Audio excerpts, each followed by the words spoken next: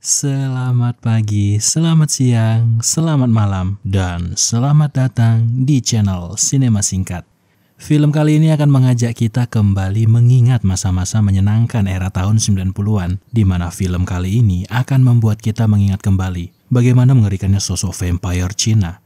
Bahkan pada masa itu banyak anak-anak yang takut keluar malam, mengira kalau mereka akan diculik vampire kalau keluar malam hari. Oke, tanpa berlama-lama lagi, inilah dia, Mr. Vampire.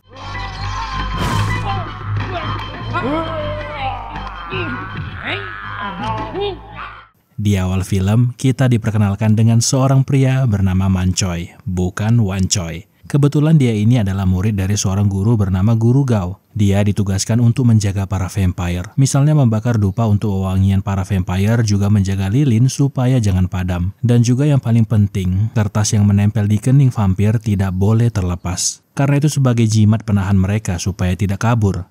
Kemudian dupa juga diletakkan di depan peti. Tapi ada satu peti yang tidak ada tempat peletakan dupanya.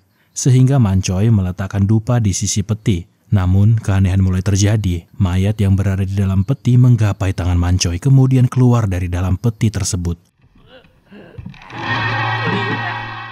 Melihat itu, Man Choi mengambil kaca berbentuk segi 8 yang memang pada kebudayaan Cina, kaca ini bisa memantulkan energi negatif. Dia mulai menghitung jumlah vampir yang ada. Tidak ada yang berubah, jumlahnya pas 8 vampir.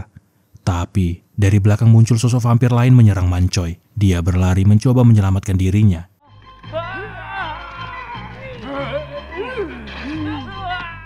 Akan tetapi, hal itu malah membuat kertas penahan vampir yang lain malah terlepas. Di saat vampir itu ingin menggigit leher Man Choi, gigi si vampir malah terlepas. Ternyata vampir ini adalah teman seperguruan Man Choi bernama Chow Seng. Dia sengaja menyamar jadi vampir hanya untuk menakut-nakuti Man Choi. Akan tetapi tingkah konyolnya itu malah membuat vampir lainnya terlepas. Untungnya Guru Gao dan seorang pendeta Taois datang membantu menghentikan para vampir. Ya, singkat cerita, para vampir ini pun berhasil dihentikan. Lalu pendeta membawa para vampir ini kembali ke desanya. Dengan loncengnya, dia mengarahkan para vampir untuk mengikuti dirinya. Nah, suara lonceng di malam hari inilah yang dulu sempat membuat takut para anak-anak di era 90-an.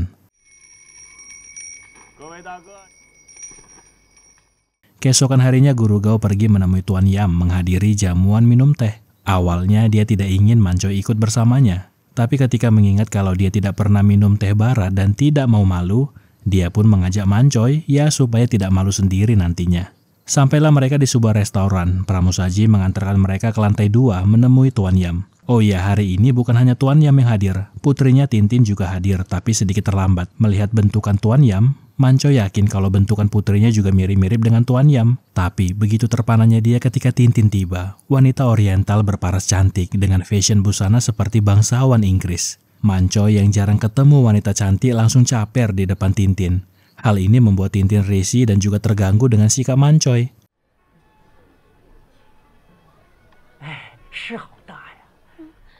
Guru Gao bingung bagaimana cara memesan makanan di sini, sehingga ketika Tintin memesan kopi, mereka juga ikut memesan kopi. Sebenarnya tujuan pertemuan ini adalah Tuan Yam ingin berniat memindahkan kuburan ayahnya, juga ingin menguburkan ulang mendiang ayahnya. Tapi menurut Guru Gao, jangan terburu-buru dulu. Ada baiknya mereka menentukan tanggal yang baik dalam proses ini. Ya, supaya menghindari bala maksudnya. Akan tetapi Tuan Yam sudah punya tanggal yang baik. Ahli Feng Shui keluarganya berkata kalau mayat yang sudah dikuburkan lebih dari 20 tahun bisa kapan saja dipindahkan. Mendengar itu, Guru Gao tidak bisa berbuat apa-apa sehingga 3 hari lagi mereka akan melakukan prosesi penggalian dan juga penguburan kembali. Sementara itu di seberang restoran ada toko pernak-pernik. Chow-san bekerja di sini, kebetulan toko ini adalah milik ibunya. Secara tidak sengaja bibinya berpapasan dengan Tintin. Chow-san salah mengira, dia mengira kalau Tintin keluar dari tempat lokalisasi yang ada di seberang tokonya, sehingga inilah awal kesalahpahaman antara mereka. Chow-san tidak tahu kalau wanita yang berdiri di hadapannya ini adalah putri tunggal Tuan Yam.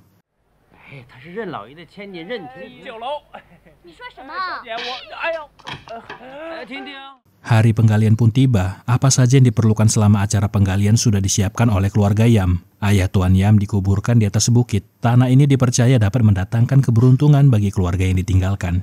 Guru Gao sudah melihat bentuk kubur ayahnya Tuan Yam. Dia bisa tahu kalau ayahnya Tuan Yam dikuburkan secara vertikal dan juga dikubur dengan adat Buddha. Proses penggalian pun dimulai. Selama dalam proses penggalian, Guru Gao bertanya kenapa ayahnya ini dikubur dengan adat Buddha, sementara mereka kan orang Taoisme. Tuan Yam menjelaskan kalau ada kepercayaan ketika orang dikubur dalam kondisi vertikal, bisnis keluarga yang ditinggalkan akan lancar jaya. Tapi semenjak ayahnya meninggal, bisnis keluarga Tuan Yam malah hancur. Ternyata tanah tempat ayahnya ini dikubur dibeli paksa dari ahli Feng Shui ayahnya, kemudian dijadikan tempat pemakaman umum. Sehingga Guru Gao sedikit tahu bagaimana watak mendiang ayah Tuan Yam dulu. Dari cerita itu, Guru Gao yakin kalau si ahli Feng Shui keluarga Yam ini ingin bisnis keluarga Yam hancur. Buktinya dia sengaja membuat semen di atas kuburan berdiri. Harusnya jika seseorang dikuburkan berdiri, mayatnya harus mendapatkan air dari atas tanah. Ahli Feng Shui sengaja melakukan hal ini karena dendam dan ingin keluarga Yam hancur. Di saat yang bersamaan, para penggali pun berhasil menemukan peti tersebut. Dengan katrol sederhana, mereka mengangkat naik peti itu. Tapi sebelum peti dibuka, Guru Gao memperingatkan supaya siapa saja yang punya shio ayam tidak boleh melihat mayat ayah keluarga Yam secara langsung. Di saat peti dibuka, mayat yang sudah lebih dari 20 tahun itu sama sekali tidak membusuk. Awalnya Tuan Yam ingin menguburkan kembali ayahnya di tanah ini, tapi Guru Gao berkata kalau orang yang dikuburkan berdiri tidak bisa dikuburkan lagi di tanah yang sama, harus dikremasi ataupun dibakar. Guru Gao punya firasat aneh, dia merasa akan ada sesuatu yang buruk menimpa keluarga Yam. Tuan Yam tidak ingin ayahnya dikremasi sehingga untuk saat ini jenazah dibawa dulu ke tempat tinggal Guru Gao. Sebelum kembali, Guru Gao meminta para muridnya untuk membakar dupa dan ditaruh di sekitar makam yang ada di sini.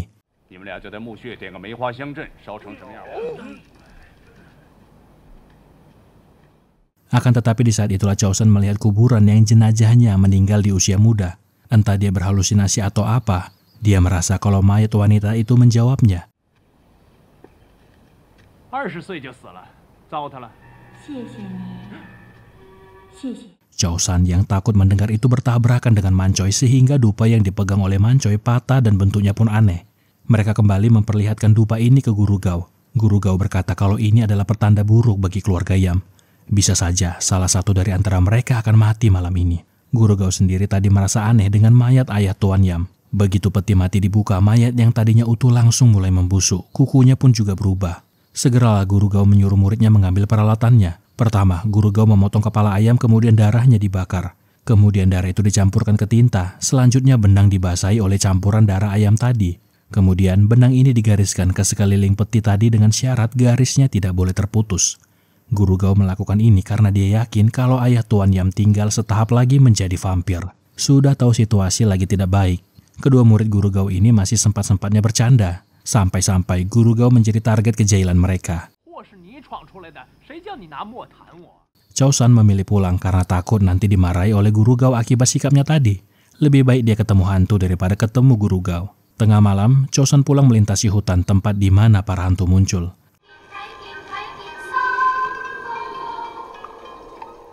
Hantu wanita yang tadi siang di kuburan terpincut dengan ketampanan Cao Shen. Dia ingin memikat hati Cao Shen, berniat menjadikannya pengantin hantunya.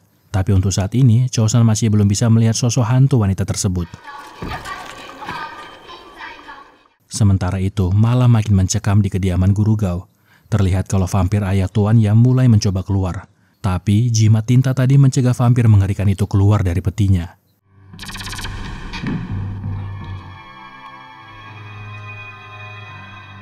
Keesokan harinya Guru Gao dan kedua muridnya mengunjungi rumah Tuan Yam. Kebetulan di hari itu juga ada kepala polisi bernama Wai. Tanggal penguburan sudah ditentukan oleh Guru Gao, sehingga mereka membicarakan hal ini di ruangan Tuan Yam. Sementara para muridnya menunggu di lantai bawah. Di momen itulah Cao Shen meminta maaf ke Tintin atas kesalahpahamannya tempo hari. Hal ini membuat kepala polisi sedikit terganggu dengan kedua murid Guru Gao. Jadi ceritanya Wai ini teman Tintin dari kecil, tapi sampai sekarang mereka tidak pernah berpacaran. Melihat itu, kedua muridnya pun berniat ingin mengerjai kepala polisi Wai. Mancoy sengaja mengambil rambut kepala polisi Wai.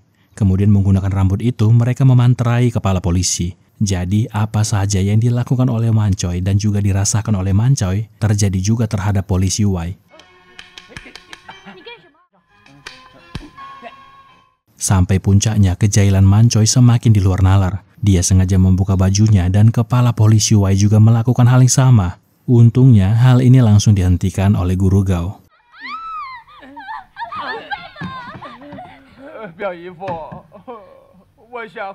Ketika malam tiba, jimat benang tidak lagi bisa menahan kuatnya vampir ayah Tuan Yam. Tubuhnya mulai membusuk, kini penampilannya sangat mengerikan, sudah menjadi vampir sepenuhnya. Vampir itu langsung menuju kediaman Tuan Yam menargetkan Tuan Yam sebagai mangsanya. Kabar kematian Tuan Yam langsung tersebar luas. Kepala polisi tiba melihat kondisi jenazahnya. Begitu juga Guru Gao dan para muridnya. Melihat kondisi tubuh Tuan Yam, Guru Gao langsung menyuruh kedua muridnya untuk melihat peti mati ayah Tuan Yam. Para tetua desa bertanya ke kepala polisi apa penyebab kematian Tuan Yam ini. Tapi dengan tololnya, kepala polisi berkata kalau Tuan Yam ditembak. Pelakunya adalah ahli kungfu dan senjatanya adalah pisau. Ya, intinya kepala polisi ini tidak berkompeten dalam mengolah kasus. Entah bagaimana dia bisa jadi polisi, bisa jadi pakai orang dalam sama seperti polisi di Indonesia.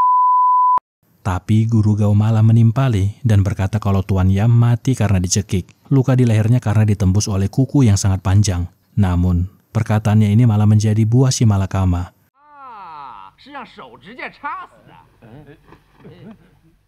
Dia malah menjadi tersangka utama penghilangan nyawa Tuan Yam. Mayat Tuan Yam pun dibawa ke kantor polisi, begitu juga dengan Guru Gao. Kedua muridnya datang dan berkata kalau mayat ayah Tuan Yam sudah tidak ada di sana. Sehingga Guru Gao berkata untuk membawakan alat-alatnya malam ini ke kantor polisi. Dan yang paling penting adalah bawa ketan. Ketika di kantor polisi, Guru Gao diikat dan diinterogasi supaya mau mengaku kalau dialah pelaku utama penghilangan nyawa Tuan Yam. Bahkan kepala polisi yang tolol ini mengancam akan memberi cap preman di dada Guru Gao kalau tidak mau mengaku. Dia mengasih waktu Guru Gao sampai besok pagi supaya memikirkan kesalahannya dan mengakui kejahatannya. Sementara itu, Chosan pelan-pelan mengendap-endap menyeludup masuk demi menyelamatkan gurunya. Mendengar ada suara, Guru Gao terbangun mengira kalau itu berasal dari vampir mayat Tuan Yam yang berubah menjadi vampir. Dia kemudian mengeluarkan kepalanya untuk mengintip ke arah mayat Tuan Yam. Nyatanya suara itu berasal dari Chosan. Ya, pada akhirnya, kepala Guru Gao malah tersangkut di celah jeruji. Hanya ada satu cara untuk memasukkan kepala Guru Gao kembali ke dalam.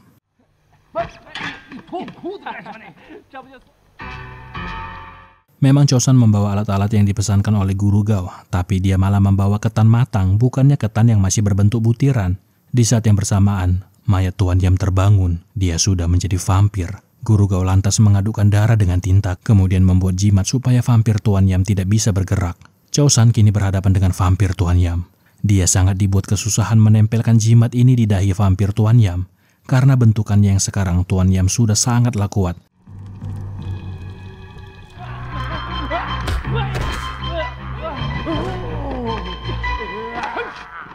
Tapi begitu dia berhasil menempelkan jimat itu, suara kegaduhan membuat para kepolisian kembali memeriksa tubuh Tuan Yam. Mereka bingung bagaimana mayat Tuan Yam bisa berdiri.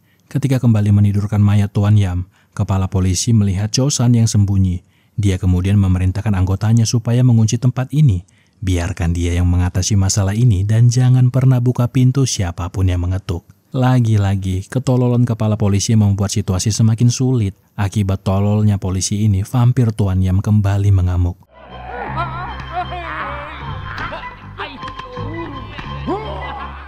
Chosan berniat menyerang vampir Tuan Yam dengan besi panas, tapi yang kena malah kepala polisi yang tolol. Dia kemudian menggedor-gedor pintu berharap bisa keluar dari tempat ini. Namun ketika melihat sosok vampir, anggotanya malah menutup kembali pintu itu. Sehingga kini posisi kepala polisi tolol terjebak bersama vampir Tuan Yam. Awalnya Chosan berhasil menempelkan jimat ke kening vampir Yam. Tapi lagi-lagi ya namanya polisi tolol. Guru Gao lantas menyuruh mereka supaya menahan nafas agar vampir tidak menangkap mereka. Tidak ada pilihan lain. Guru Gao pun membiarkan kepala polisi yang menjadi target serangan vampir, supaya dia bisa keluar dari sel ini untuk menghentikan vampir Tuan Yam.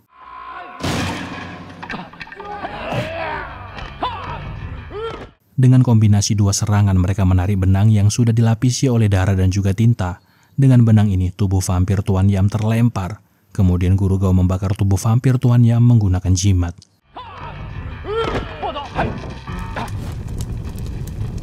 Sementara itu, di kediaman rumah duka keluarga Yam, Mancoy ditugaskan mencegah Tintin dari kemungkinan serangan vampir kakeknya. Tidak berselang lama, dari kejauhan dia melihat vampir kakek keluarga Yam datang ke tempat ini. Bahkan gerbang dan juga pintu pun tidak bisa menghentikan kekuatan si vampir. Mereka berlari ke lantai atas bersembunyi di balik lemari berharap vampir tidak bisa menemukan mereka. Mereka pun menahan nafas dan dengan bantuan bambu mereka bisa bernapas dengan normal.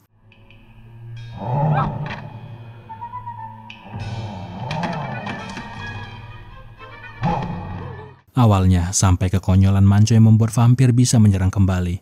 Tapi dengan cepat, Mancoy menusukkan cotton bud ke hidung vampir sehingga vampir tidak bisa mencium bau tubuh mereka. Berniat ingin mengikat si vampir, tapi nyatanya vampir itu kembali menyerang mereka. Untungnya, Guru Gao dan juga Cao San diikuti para anggota kepolisian datang menyelamatkan mereka. Akan tetapi vampir ini berbeda dengan vampir Tuan Yam. Vampir ini lebih kuat dari dugaan mereka. Benang saja tidak bisa menghentikan vampir ini. Vampir itu bahkan mencekram Mancoy dengan sangat kuat. Serangan demi serangan mereka berikan kepada vampir ini. Akan tetapi itu tidak berdampak sama sekali sampai di mana Cao San berhasil menjebak vampir itu masuk ke dalam benang.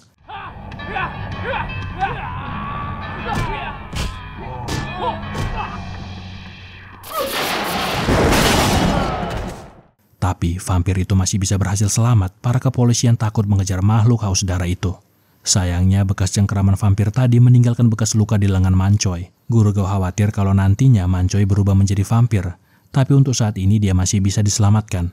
Berbagai cara dilakukan Guru Gao untuk menyelamatkan muridnya ini. Ya, meskipun sering melakukan tingkah konyol, dia tetaplah murid Guru Gao. Racun vampir sudah mulai menyebar di tubuh Mancoy, sehingga dia tidak bisa merasakan sakit sama sekali. Saraf-saraf di tubuhnya sudah mati. Dia harus terus bergerak supaya darahnya tidak menggumpal.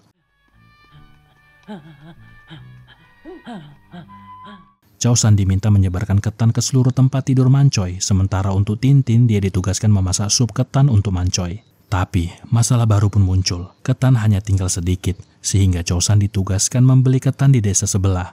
Tapi dengan syarat hanya ketan saja, tidak boleh tercampur oleh beras. Desas-desus mengenai kemunculan vampir mulai tersebar ke desa sebelah, sehingga pedagang beras sangat diuntungkan karena masalah ini. Contohnya pedagang yang satu ini, Cao San membeli ketan di tempat ini. Disinilah kelicikan si pedagang. Dia mengalihkan pandangan Cao San sementara anak buahnya diperintahkan mencampurkan beras dengan ketan.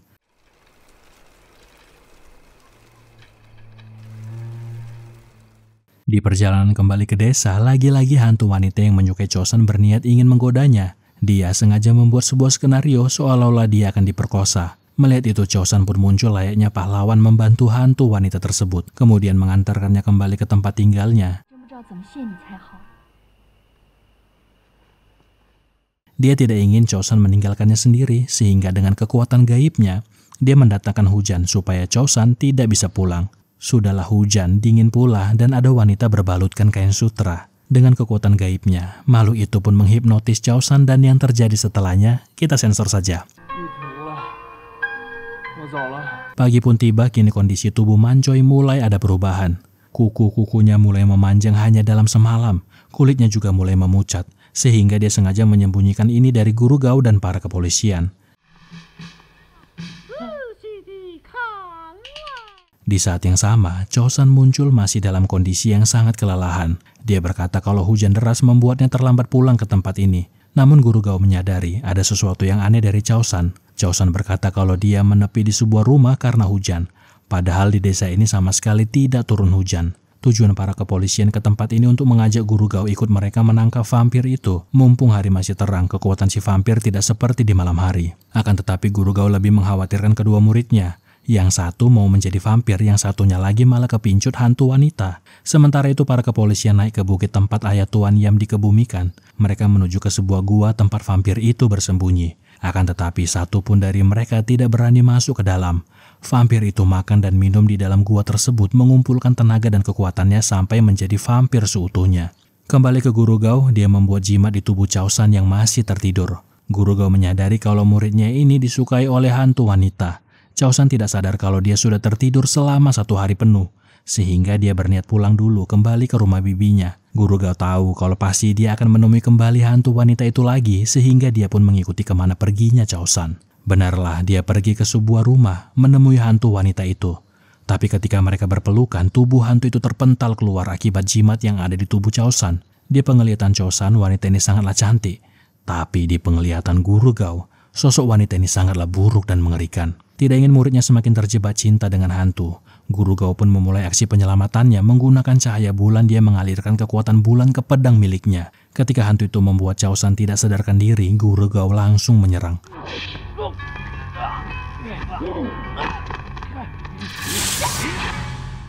Hantu itu menunjukkan sosok aslinya yang lebih mengerikan lagi. Namun Guru Gao jauh lebih kuat darinya.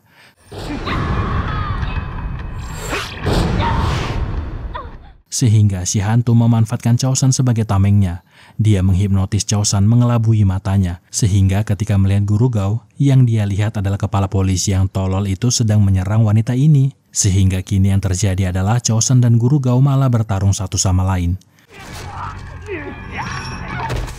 Sampai pada akhirnya hantu itu tidak kuat, bertarung melawan Guru Gao lalu pergi meninggalkan mereka. Di saat itulah tempat ini berubah menjadi bangunan kosong yang tidak berpenghuni. Pada akhirnya Chao San pun tersadar dari pengaruh si hantu wanita. Di malam harinya Guru Gao sendirian menjaga tempat ini dan kedua muridnya, berjaga dari hantu wanita dan juga serangan vampir. Dia mengurung muridnya di dalam, tapi Guru Gao tidak tahu kalau sudah mulai terjadi perubahan terhadap Mancoy. Dia sudah berangsur-angsur berubah menjadi vampir.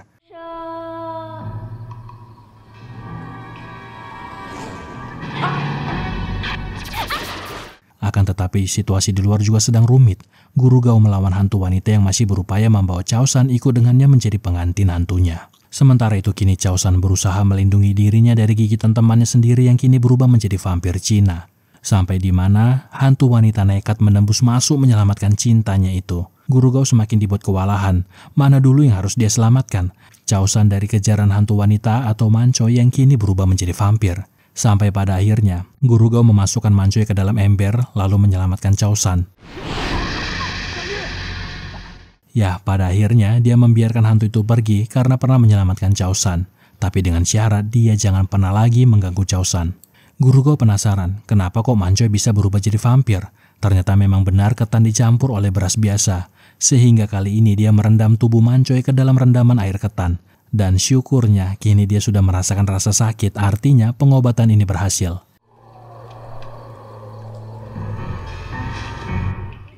Di saat yang bersamaan, para petugas polisi datang memberitahukan kalau vampir kini menyerang warga desa. Guru Gao pun segera menuju desa, tapi sebelum itu dia menyuruh para muridnya supaya menutup pintu dan menyebarkan ketan di seluruh perkarangan rumah.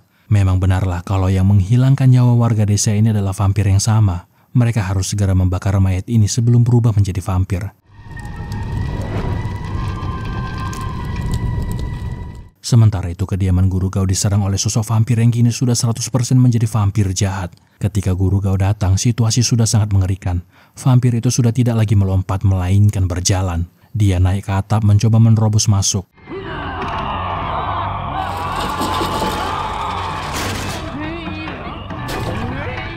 Serangan-serangan dari Guru Gao dan Chao San tidak berpengaruh sama sekali. Bahkan dengan mudahnya vampir itu melemparkan mereka ke udara. Si vampir hanya bisa diserang menggunakan beras ketan. Awalnya mereka mencoba menyerang mata vampir itu, tapi masih saja si vampir berhasil menghalau serangan mereka.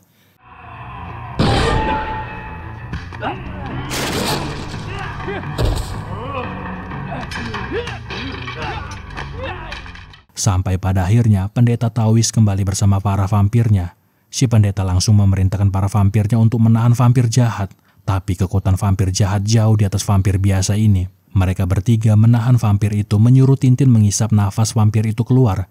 Tapi cara itu masih belum berhasil, sehingga satu-satunya cara adalah membakar vampir ini. Pendeta menggunakan lampu di atas mereka sebagai alat untuk menjebak vampir dan ketika ada melihat momentum untuk menyerang.